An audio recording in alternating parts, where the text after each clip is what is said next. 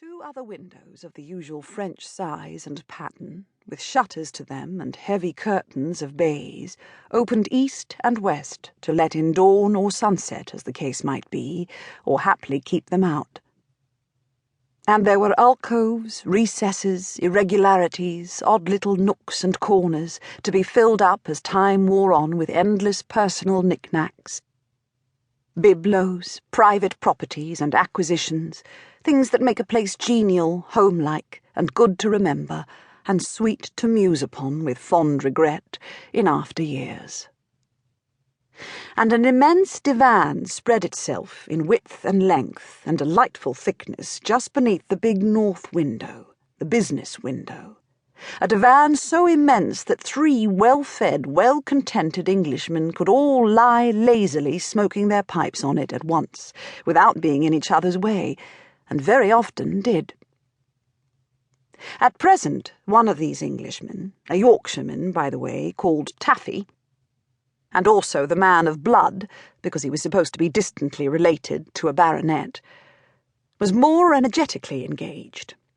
Bare-armed, and in his shirt and trousers, he was twirling a pair of Indian clubs round his head. His face was flushed, and he was perspiring freely, and looked fierce. He was a very big young man, fair, with kind but choleric blue eyes, and the muscles of his brawny arm were strong as iron bands. For 3 years he had borne Her Majesty's commission, and had been through the Crimean campaign without a scratch.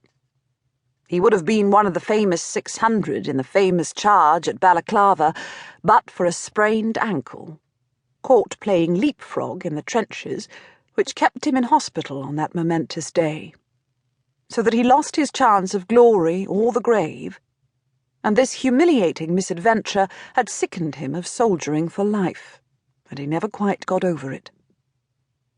Then, feeling within himself an irresistible vocation for art, he had sold out, and here he was in Paris, hard at work, as we see.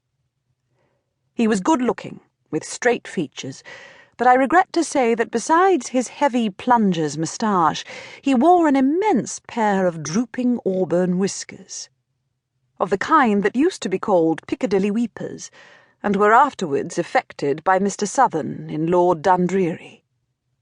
It was a fashion to do so then, for such of our gilded youth as could afford the time and the hair. The bigger and fairer the whiskers, the more beautiful was thought the youth. It seems incredible in these days, when even Her Majesty's household brigade go about with smooth cheeks and lips, like priests or play-actors.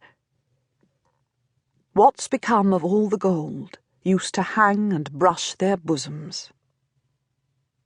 Another inmate of this blissful abode, Sandy, the Laird of Cockpen, as he was called, sat in similarly simple attire at his easel, painting at a lifelike little picture of a Spanish toreador serenading a lady of high degree in broad daylight.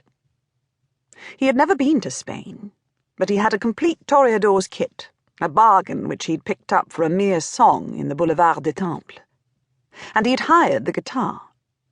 His pipe was in his mouth, reversed, for it had gone out, and the ashes were spilled all over his trousers, where holes were often burned in this way. Quite gratuitously, and with a pleasing Scotch accent, he began to declaim, "A street there is in Paris famous, for which no rhyme our language yields. Rue Neuve des Petits Champs its name is, the New Street of the Little Fields." And then, in his keen appreciation of the immortal stanza, he chuckled audibly, with a face so blithe and merry and well-pleased that it did one good to look at him. He also had entered life by another door.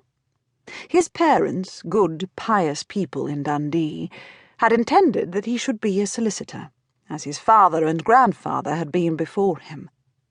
And here he was, in Paris famous, painting toreadors and spouting the ballad of the Bouillabaisse, as he would often do out of sheer lightness of heart, much oftener, indeed, than he would say his prayers.